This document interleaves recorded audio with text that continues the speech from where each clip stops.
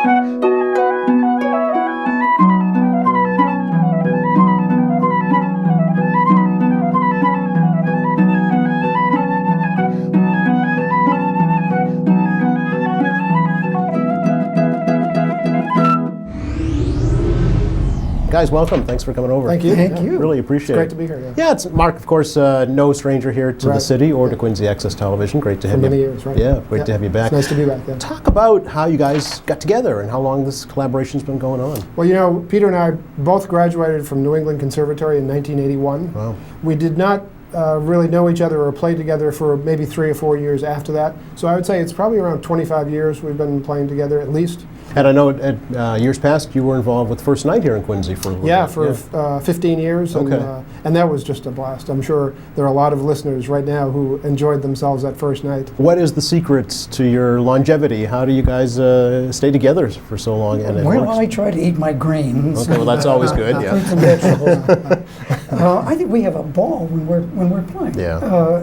If you're playing music professionally and you're not having fun, you're doing it wrong and doing it with the wrong person. Oh, okay. So I think that's the idea of curiosity, looking at lots of different kinds of repertoire, and we like to do some straight up jazz, and we like to do some straight up classical, which is somewhat unusual, I think, for classical players to actually play jazz in a serious sort of way. So is that how would you define your music, jazz, but with a twist maybe?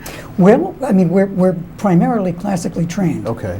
But we both have played jazz since first beginning our instruments, and we've always tried to keep up with that. And I think we take both musics both as a continuum of one thing.